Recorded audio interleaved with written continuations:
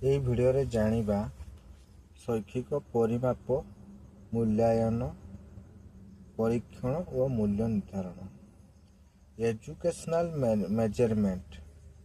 Educational measurement ମାନେ ହେଉଛି ଶୈକ୍ଷିକ ପରିମାପ। ମୂଲ୍ୟାୟନ ମିନ୍ସ ଇଭାଲୁସନ। ପରୀକ୍ଷଣ ଓ ମୂଲ୍ୟ ନିର୍ଦ୍ଧାରଣ, ଏହାର ମାନେ ହେଉଛି ଟେଷ୍ଟ ଆଣ୍ଡ ଆସେସମେଣ୍ଟ। ତ ଆମେ ପ୍ରଥମେ ଜାଣିବା ଶୈକ୍ଷିକ ପରିମାପ କ'ଣ, କାହାକୁ ଶୈକ୍ଷିକ ପରିମାପ କୁହାଯାଏ, ଶୈକ୍ଷିକ ପରିମାପର ପ୍ରକୃତି, ସଂଜ୍ଞା ଏ ବିଷୟରେ ଆମେ ଆଜି ଏହି ଭିଡ଼ିଓରେ ଆଲୋଚନା କରିବା। ପୃଥିବୀ ପୃଷ୍ଠରେ କେଉଁ ଏକ ଆବାହମାନ କାଳରୁ ପରିମାପ ପ୍ରକ୍ରିୟା ମାନବ ସଭ୍ୟତା ସହ ସାମିଲ ହୋଇ ଆସିଅଛି, ଯାହାକି ଭାବିଲେ ଆଶ୍ଚର୍ଯ୍ୟ ଲାଗେ।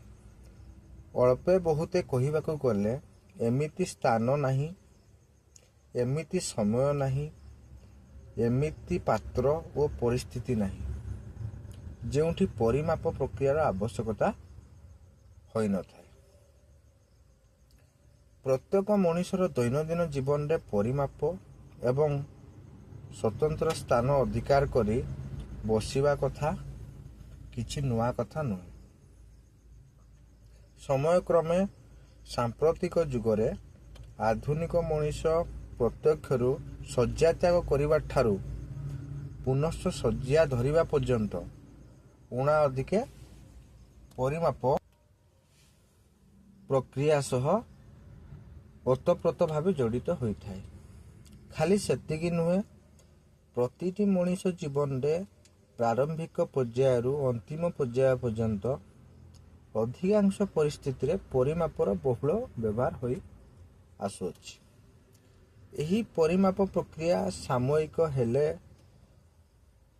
ଏହା ଯେ କେବଳ ଏବେ ରହିଛି ତାହା ନୁହେଁ, ବରଂ ଏହା ଆଗାମୀ ଦିନରୁ ସୁଦୃଢ଼ ସ୍ଥିତି ସହ ରହିବ। ଏଥିରେ ତିଳେ ହେଲେ ସନ୍ଦେହର ଅବକାଶ ନାହିଁ।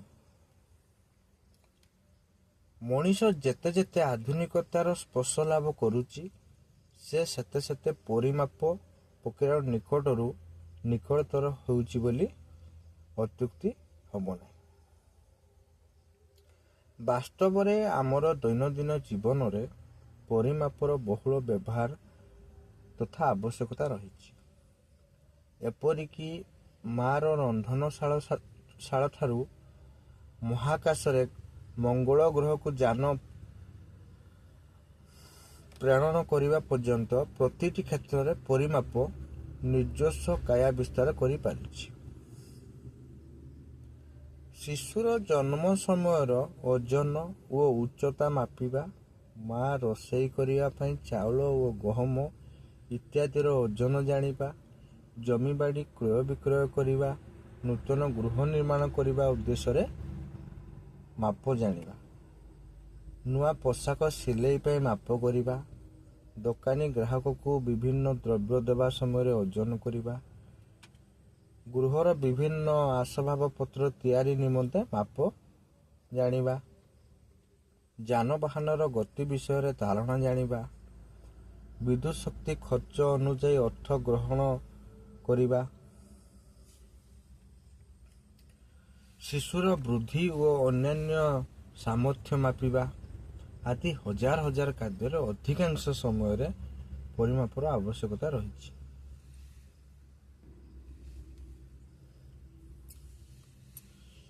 ଅତୀତରୁ ଆଜି ପର୍ଯ୍ୟନ୍ତ ଆମକୁ ଓଜନ, ଉଚ୍ଚତା, ଦୂରତା ପ୍ରଭୃତି ଜାଣିବା ନିମନ୍ତେ କିଲୋଗ୍ରାମ, ମିଟର ତଥା ସଂଖ୍ୟା ସମେତ ବିଭିନ୍ନ ସ୍ଥିରୀକୃତ ଏକକ, ମାପକ ତଥା ପରିମାପ ସୂଚକର ଆଶ୍ରୟ ନେବାକୁ ପଡ଼ିଥାଏ।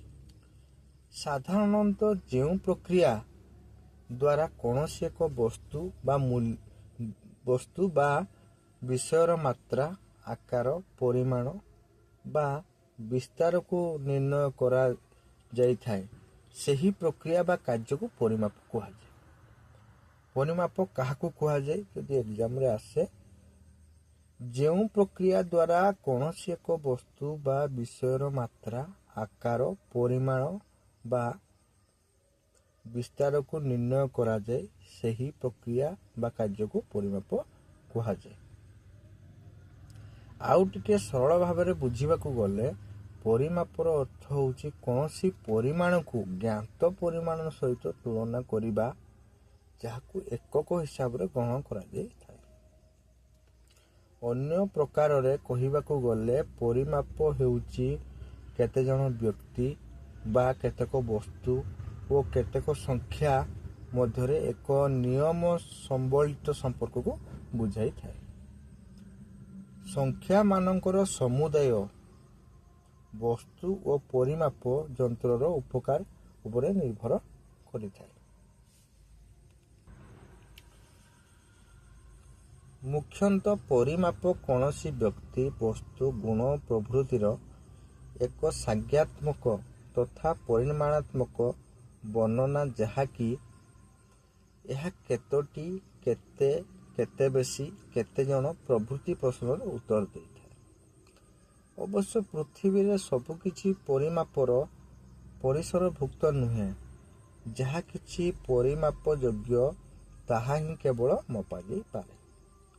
ଏହି ପରିପ୍ରେକ୍ଷୀରେ ଥର୍ନଡାଇକ୍ ଓ ହାଗେନ୍ କହନ୍ତି, ଯାହାର ସ୍ଥିତି ଅଛି ତାହାର ଏକ ନିର୍ଦ୍ଦିଷ୍ଟ ପରିମାଣ ରହିଥାଏ ଏବଂ ଯାହା ଏକ ନିର୍ଦ୍ଦିଷ୍ଟ ପରିମାଣରେ ରହିଥାଏ ତାହା ପରିମାପ ଯୋଗ୍ୟ ଅଟେ।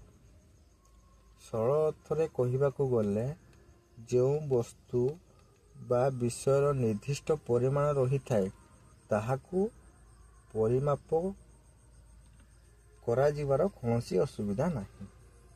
ଏହି କ୍ଷେତ୍ରରେ ପରିମାପର ଫଳାଫଳକୁ ସଂଖ୍ୟା ଓ ପରିମାଣ ଆକାରରେ ପ୍ରକାଶ କରାଯାଇଥାଏ। ପ୍ରକୃତିରେ ଉପରୋକ୍ତ ପରିମାପ ନିମନ୍ତେ କିଲୋଗ୍ରାମ, ମିଟର, ଫୁଟ, ଇଞ୍ଚ ତଥା ସଂଖ୍ୟା ପରିମାପକ ସୂଚକ ଭାବରେ ବ୍ୟବହୃତ କରାଯାଇଥାଏ। ତେବେ ଏଠାରେ ପ୍ରଶ୍ନ ଆସେ ଯେ ଏହି ସମସ୍ତ ପରିମାପକ ସୂଚକ ମାପକ ବ୍ୟତୀତ କ'ଣ ପରିମାପ ସମ୍ଭବ ନୁହେଁ? ଏହି ପ୍ରଶ୍ନର ଉତ୍ତର ନିମନ୍ତେ ସୌନ୍ଦର୍ଯ୍ୟ ପ୍ରତିଯୋଗିତାରେ ଜଣେ ପ୍ରାର୍ଥୀର ସୌନ୍ଦର୍ଯ୍ୟ ସ୍ତର ନିର୍ଦ୍ଧାରଣ ନିମନ୍ତେ ଆମେ ମୂଲ୍ୟାୟନର ଆଶ୍ରୟ ନେଇଥାଉ, ଯାହାକି ଉପରୁ ଠାରୁ ଏକ ପ୍ରକାର ପରିମାପ ବୋଲି ବୁଝାଯାଇପାରେ। କିନ୍ତୁ ପରିମାପ ଓ ମୂଲ୍ୟାୟନ କେବେ ହେଲେ ଏକା ନୁହନ୍ତି। ଆମେ ଜାଣିଲେ ପରିମାପ କ'ଣ, ଶୈକ୍ଷିକ ପରିମାପ କ'ଣ ଏହି ଭିଡ଼ିଓରେ ଜାଣିଲେ। ନେକ୍ସଟ ଭିଡ଼ିଓରେ ଜାଣିବା ପରିମାପର ସଂଜ୍ଞା କ'ଣ। ତ ମୋ ଚ୍ୟାନେଲକୁ ଯଦି ସବସ୍କ୍ରାଇବ୍ କରିନାହାନ୍ତି ସବସ୍କ୍ରାଇବ୍ କରିଦିଅନ୍ତୁ। ମୋର ଏହି ଚ୍ୟାନେଲରେ ସମସ୍ତ ପ୍ରକାର +2 ଏବଂ +3ର ଶିକ୍ଷାଭିତ୍ତିକ ଭିଡ଼ିଓ ମୁଁ ଅପଲୋଡ଼ କରୁଛି।